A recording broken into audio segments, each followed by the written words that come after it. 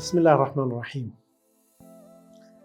مكة بجلما توتا الله سبحانه وتعالى فترو يالا ببچኝነት መመለክ ያለበት ጣዖታት ሲመለኩ እርሱ ጸጋን ሰጥቶ ያለ ሌሎች አማልክት ሲወደሱ ሲመሰገኑ ግፍ በየቦታው ሲንሰራፋ ሴት ልጅ እስከ ህይወቷ ስትቀበር ነብዩ አለይሂ ሰላቱ ወሰላም ከዚህ ሁሉ ጨለማ ራቅ ብለው ጋሩ ሒራ ላይ ብቻቸውን ቁጭ ብለዋል።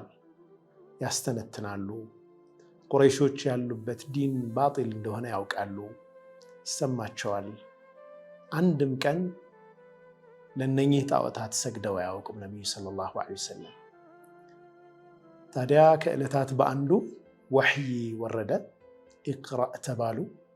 ኢቅራእ ቢስሚ ረቢከ አለዚ ኸለቅ፣ ያ በፈጠረህ ጌታ በአላሁ ስብሓነሁ ወተዓላ ስም አንብብ የሚለው ምዕራፍ ከወረደ በኋላ ያዩት ነገር አስደንግጧቸው ወደ ኸዲጃ ሲመጡ ያቺ መጠጊያ የሆነች ባለቤታቸው ኸዲጃ እውነትም መረጋጊያ ነበረች። እንዲህ አለቻቸው፣ ወላሂ ማ ዩኽዚከ አላሁ አበደን፣ ወላሂ አላህ በፍጹም አንተን አይጥልህም፣ አላህ አንተን አያዋርድህም፣ ክፉ ነገር አያመጣብህም። ለምን? ኢነከ ለተሲሉ ረሒም፣ ምክንያቱም አንተ ዝምድናን ቀጣይ ነህ። ወተስዱቁ ልሐዲስ፣ እውነት ተናጋሪ ነህ።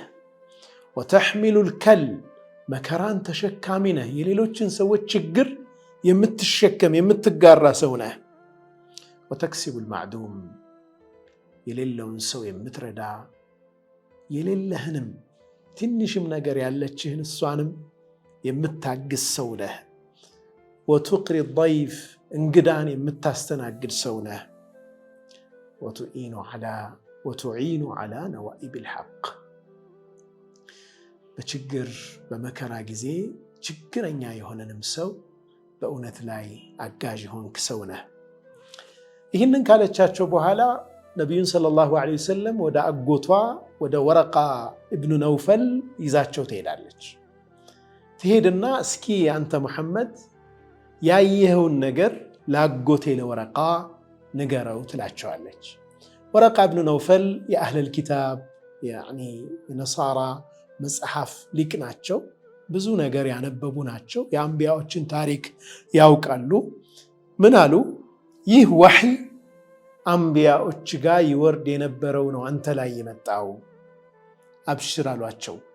ይህ የአንቢያዎች ወሕይ ነው፣ ራእይ ነው አንተ ላይ እየታየ ያለው አሉና ከጊዜ በኋላ ሊሆን የሚችለውን ነገር ጥበበኛ ሰው የዛሬ ብቻ አይደለም የሚታየው፣ ከዘመናት በኋላ ሊከሰት የሚችለውንም ነገር ያውቃልና እንዲህ አሏቸው፣ ለይተኒ ፊሃ ጀዝዐን፣ ምነው ያኔ ጉልበት በነበረኝ፣ ለይተኒ አኩኑ ሐየን፣ ምነው ያኔ በህይወት በኖርኩ፣ ኢዝ ዩኽሪጁካ ቀውሙክ፣ ህዝቦችህ ከሀገር ሲያስወጡህ ምን ነው ያኔ ከጎንህ በሆንኩ አሉ ወረቃ እብኑ ነውፈል።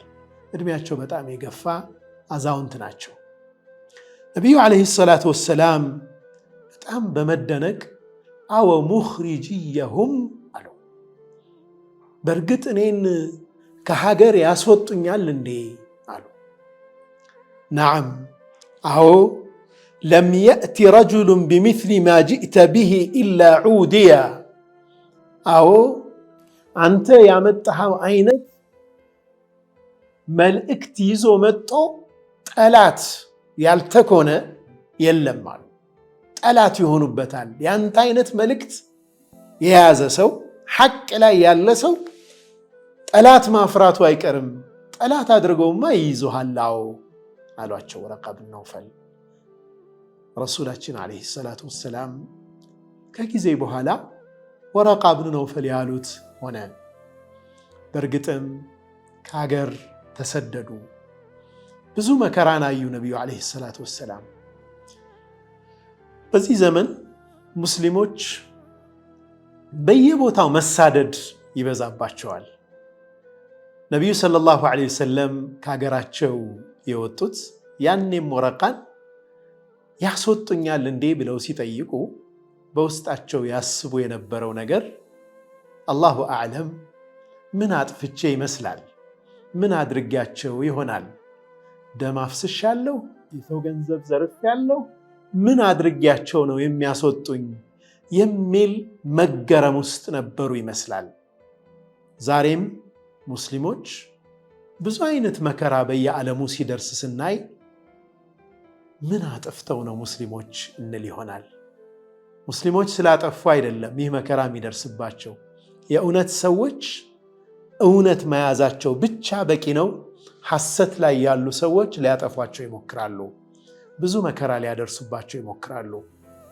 ዲናችን ላይ የሚመጣን ፈተና የነቢዩን ሰለላሁ ዐለይሂ ወሰለም ታሪክ በማሰብ መጽናት ይኖርብናል።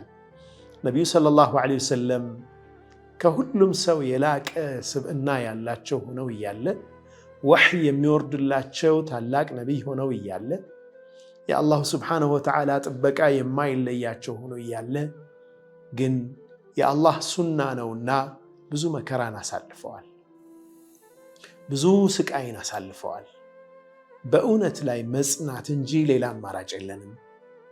ሰዎችን አዛ እንዳናደርግ፣ ሰዎችን ችግር እንዳንፈጥር የሚከለክለን ዲን፣ ለማንም መልካም እንድንሆን የሚያዘን ዲን፣ ይህንን ዲን በመኖራችን በእኛ ላይ የሚመጡ ነገሮች ካሉ እነኛን በጸጋ መቀበልና በጽናት መቆም ዲናችን ላይ እንማራለን።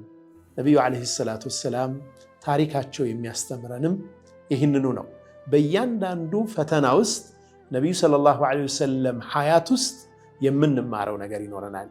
እርሳቸው አሽረፈል ኸልቅ ሆነው እያለ ይህ ሁሉ መከራ ከደረሰባቸው ከሀገር ከተሰደዱ መካ ውስጥ የመካ ጥሻ ውስጥ ከምግብና ከተለያየ ነገር ተከልክለው ማዕቀብ ተጥሎባቸው ከተቀመጡ፣ ጥርሳቸው ከተሸረፈ፣ ግንባራቸው ከቆሰለ እኛስ ማነን?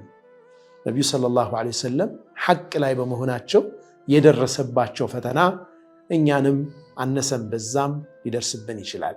ግን እውነት ላይ ሁሌም እንደ ጸናን እንኖራለን። ሌሎችን ግፍ አንፈጽምም፣ አዛ እናደርግም።